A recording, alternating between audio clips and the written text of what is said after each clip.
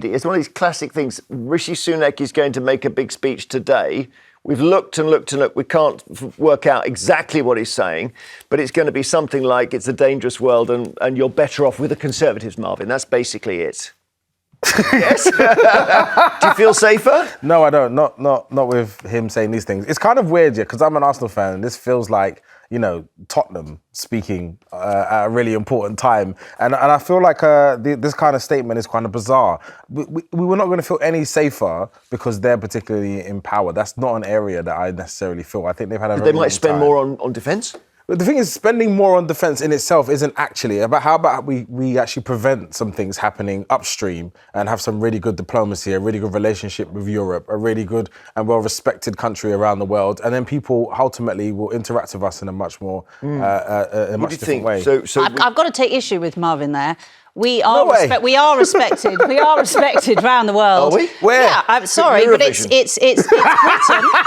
Britain led the pushback against Ukraine. Britain did. Britain led it in Europe, yes, and we've been thanked openly by that. Russia. It is Cameron who is flying around the world taking meetings with Netanyahu, going to see Trump, Biden. You know, it's not true that we're sort of lagging behind, that we're lagging behind globally. We are still a very powerful voice. And there's absolutely no denying, yes, what you're saying, we didn't lead around Ukraine.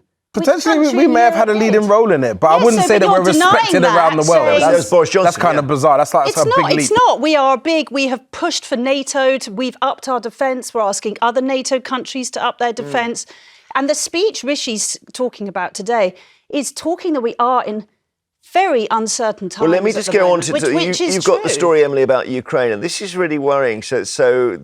On this score, Ukraine is being pushed back in its own country, and the Telegraph has this: they flee as shells pummel homes, and it's a town particularly called Kharkiv where they had pushed the Russians back, but the Russians seem to have just walked in.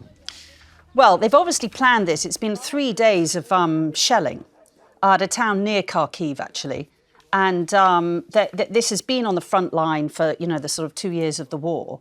And you can't help feeling, you know, Putin is a wily operator. He knows that global attention... Wily is another word for mad, is it? Is a wily operator. He knows that our attention is very much on what's happening in Rafah at the moment. And it's no surprise to me that he chooses this moment to do one of his big pushes.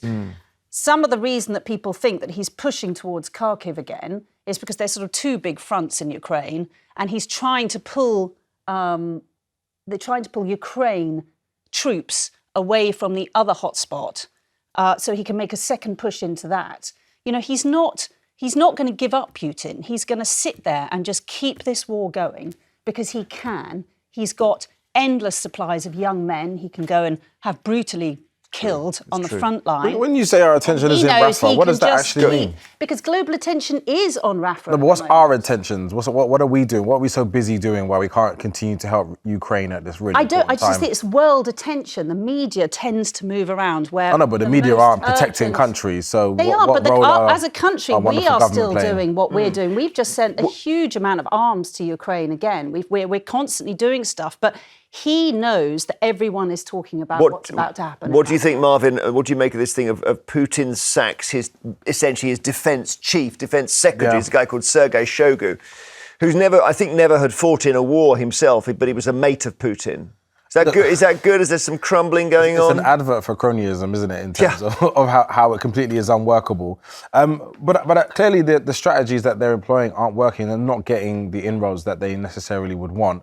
And it's weird. I'll be very honest. There's a point where I kind of thought the war had subsided somewhat because it had gone relatively quiet on all fronts. So the fact that he's still not happy and he's making that change is clear that he knows that he's not getting the progress that he wants. And very soon, I hope that it will come to an end. It's been a very long, ongoing battle, which I think is heavily avoidable. I think that it's interesting to note the person he's put in charge is an economist. He has got Russia on a full war footing. He knows it's going to cost a hell of a lot of money to keep going through this war, and he is making sure that the whole Russian economy is absolutely on a war footing. And that is why we have to be really terrified. He is absolutely not giving up. He's going to keep pummeling Ukraine, and he's hoping that we will slowly crumble as European defences, as America may Who's the start we? pulling Right, okay. back. Well, it's Europe, isn't it? I know, That's- but it's Britain the aren't we. leading this conversation in terms of what the offensive is against Russia. The United States are. The United States are not leading it. Europe is very much leading it with the Right. United States. Are we We've leading been it? pushing- I mean, I don't feel because so. the states have it's all got sort of gridlocked in Congress, hasn't it? And they haven't been able to agree money. It and- has, No, but the if money's gone through. anything It has is going to now. happen Yeah, the money's gone strategically, through now. it needs the backing of the United States, and we know that. And so fundamentally, whatever Britain is saying and doing is just additional noise. What action are we taking to protect ourselves? And I think, for me, most importantly, I feel when I observe it, I don't see the leading coming from the Do you United know how Kingdom. many billions we've sent over there in arms? Sending money is not we've leading. literally- we have Sending sent money is arms, not we have leading. sent Leading money. in policy, We leading are in working together punitive with damages Europe. is in Next NATO. story, everybody. I mean, that's just